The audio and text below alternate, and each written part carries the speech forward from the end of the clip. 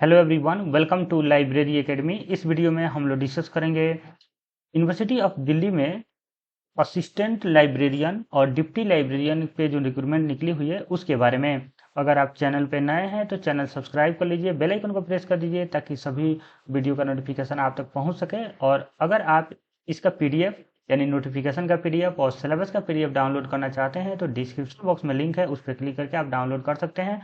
इसके अलावा अगर आप प्रिपरेशन करना चाहते हैं तो लाइब्रेरी एकेडमी ऐप पे कोर्सेज ज्वाइन कर सकते हैं और अपना प्रिपरेशन स्टार्ट कर सकते हैं। तो चलिए इस पोस्ट के बारे में हम लोग डिस्कशन करते हैं।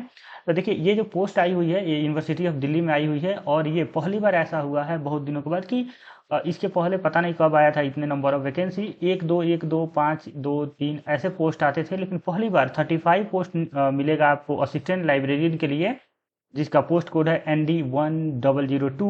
इसमें 35 पोस्ट है, जिसमें यूआर के लिए 14 है और एससी के लिए 5 है, एसटी के लिए 2 है, ओबीसी के लिए 9 है और ईडब्ल्यूएस के लिए 3 है और पीडब्ल्यूबीडी में 2 है टोटल पोस्ट। और टोटल जो पोस्ट हैं सभी को एडिशन कीजिएगा तो आप 35 पोस्ट है। और एक और पोस्ट आई हुई है जो ND1301 पोस्ट कोड के नाम से आई हुई है और ये डिप्टी लाइब्रेरियन का पोस्ट है जिसका पेमेंट लेवल 13A है और इसमें टोटल नंबर ऑफ पोस्ट जो है 8 है। आप देख सकते हैं यूआर के लिए 3, एससी के लिए 1, एसटी के लिए 1, ओबीसी के लिए 2 और ईडब्ल्यूएस के लिए 0 है। और असिस्टेंट लाइब्रेरियन का जो पे लेवल है वो लेवल 10 है और इसमें एक्सपीरियंस नहीं मांगा गया है असिस्टेंट लाइब्रेरियन में इसेंशियल में, लेकिन डिप्टी लाइब्रेरियन में एक्सपीरियंस के साथ साथ पीएचडी मांगा गया है। लेकिन असिस्टेंट लाइब्रेरियन के लिए सिर्फ एमलिस होना चाहिए, आप नेट क्वालिफाई होना चाहिए और आपको एक्सपीरियंस नहीं है तब भी कोई दिक्कत नहीं है, आप एलिजिबल हैं। तो इनको अप्लाई करने के लिए आपको क्या करना होगा, इस वेबसाइट पे जाना होगा और आप अप्लाई कर सकते हैं। इसके अलावा कुछ इंपॉर्टेंट पॉइंट और आप ध्यान रखिएगा। जो लास्ट डेट है अप्लाई करने का वो 30 अगस्त है, तो आप कोशिश कीजिएगा कि 28 अगस्त तक आप अप्लाई कर सकें।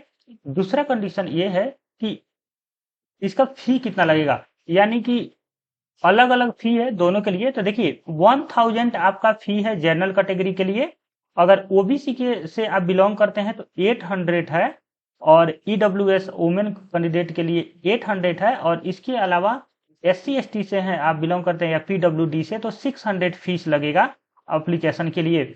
और सिलेबस की बात करते हैं हम लोग इसके बाद। तो देखिए सिलेबस मैंने डिजाइन कर रखा है, आप नीचे डिस्क्रिप्शन बॉक्स में क्लिक करके आप डाउनलोड कर सकते हैं। वेबसाइट पे जाकर सिलेबस सेक्शन में जाइएगा, libraryacademy.in वेबसाइट पे, उसके बाद सिलेबस सेक्शन में जाके आप डाउनलोड कर सकते हैं। यहाँ पे सिलेबस है, सिलेबस जो है असिस्टेंट लाइब्रेरियन के लिए ही इन्होंने दिया है और डिप्टी लाइब्रेरियन के लिए अभी ऑफिशियल सिलेबस नहीं डिक्लेयर किया गया है, इसलिए मैं आपको डिप्टी लाइब्रेरियन का सिलेबस नहीं बता के असिस्टेंट लाइब्रेरियन का ही सिलेबस ही बता पाऊंगा। तो देखिएगा असिस्टेंट लाइब्रेरियन का जो सिलेबस है उसमें पहले तो एमसीक्यूज टाइप ही सिर्फ एग्जाम होंगे, थ्योरेटिकल टाइप नहीं होंगे।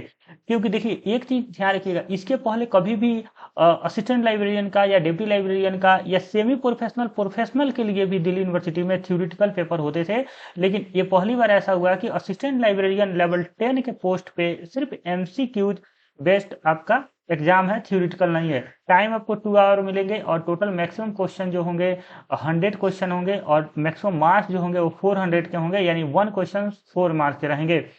उसके बाद देखिएगा कंपोनेंट क्या है, मतलब सिलेबस में क्या क्या टॉपिक हैं। तो पहला पार्ट 1 और पार्ट 2 में इन्होंने डिवाइड किया है। पार्ट 1 में जो है नंबर ऑफ क्वेश्चन 30 है, जिसका टोटल मार्क्स 120 बनेगा, यानी 1 क्वेश्चन 4 मार्क्स के होंगे। और जो सेकंड पार्ट है उसमें 70 क्वेश्चन पूछे जाएंगे, जिसमें 280 नंबर के होंगे। तो टोटल आपका क्वेश्चन हो गया 100 और 400 मार्क्स के टोटल आपके मार्क्स बनेंगे।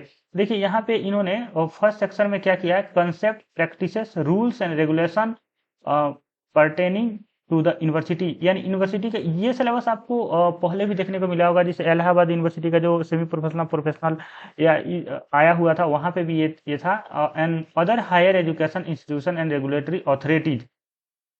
इसके लिए आपको ये जो टॉपिक है ये आपका 30 क्वेश्चन आएंगे 120 मार्क्स के। दूसरा है डोमेन नॉलेज यानी लाइब्रेरी एंड इंफॉर्मेशन साइंस। इसमें भी इन्होंने बहुत छोटा सिलेबस डिक्लेयर किया है। देखिएगा domain knowledge and knowledge about, देखिए domain knowledge and knowledge about, एक बार ध्यान रखिएगा, डोमेन नॉलेज यानी लाइब्रेरी एंड इंफॉर्मेशन साइंस से आपको सब कुछ पूछ सकते हैं। लेकिन जो इन्होंने टॉपिक मेंशन किया है उस पर आपको मैक्सिमम फोकस करना है, 70% फोकस इसी पे करना है, और थोड़ा बहुत आपको आउटर साइड में भी फोकस करना होगा। ये नहीं कि जो इन्होंने टॉपिक दिया है वही आपको पढ़ना है, नहीं। देखिए, डोमेन नॉलेज इन्होंने लिख दिया है, मतलब लाइब्रेरी एंड इन्फॉर्मेशन साइंस का आपके पास नॉलेज होना चाहिए। And knowledge about management of digital library, E resources, internet, institutional repository, research data and research matrix like H index and impact factor, research and publication ethics. इस सब topic पे आपको ध्यान देना है बहुत अच्छा तरीका से। मतलब मुझे लग रहा है 50 क्वेश्चन तो यहीं से आ जाएंगे आपको, और 20 क्वेश्चंस डोमेन नॉलेज जो लाइब्रेरी साइंस के इसके अलावा जो टॉपिक है वहां से पूछे जाएंगे। मैं अंदाजा लगा रहा हूँ, 100% श्योर नहीं हूँ इस बात के लिए। तो ये था सिलेबस और आपके इस वैकेंसी के बारे में। आई होप आपको ये वीडियो अच्छा लगा होगा। अगर कोई भी डाउट है तो आप हमसे पूछ सकते हैं। एक डाउट आप लोगों का ये आएगा कि क्या हम अपेयरिंग में अप्लाई कर सकते हैं, तो नहीं अप्लाई कर सकते हैं। पहला चीज, अपेयरिंग वाले नहीं अप्लाई कर सकते हैं। दूसरा बात, क्या इस साल कोई यूजीसी नेट का यूजीसी नेट क्वालिफाई किया है, मान लीजिए कोई यूजीसी नेट क्वालिफाई किया है और उसके पास अभी तक जो ई सर्टिफिकेट आता है वो नहीं आया हुआ है, तो क्या वो अप्लाई कर सकता है? तो वो बिल्कुल अप्लाई कर सकता है। दूसरा चीज, कोई भी कैंडिडेट अगर ओबीसी से अ, अगर यूजीसी नेट क्वालिफाई है तो क्या ये सभी पोस्ट के लिए एलिजिबल है? तो मैं अभी उतना श्योर नहीं हूँ, लेकिन जो नेट क्वालिफाई करते हैं कैटेगरी वाइज, वो यहाँ पे कैटेगरी अप्लाई नहीं होता है, यानी वो सभी कैटेगरी के लिए एलिजिबल हो जाते हैं, जनरल कैटेगरी में भी एलिजिबल हो जाते हैं। लेकिन देखना होगा कि आने वाले समय में जो ये पोस्ट के रिजल्ट डिक्लेयर किए जाएंगे तो वहाँ पे ये क्या कंसीडर करते हैं। लेकिन मोस्ट प्रोबेबिलिटी यही है कि आप ओबीसी या एससी कैटेगरी से भी अप्लाई किए हैं तो आप जनरल सीट के लिए भी आप एलिजिबल हैं।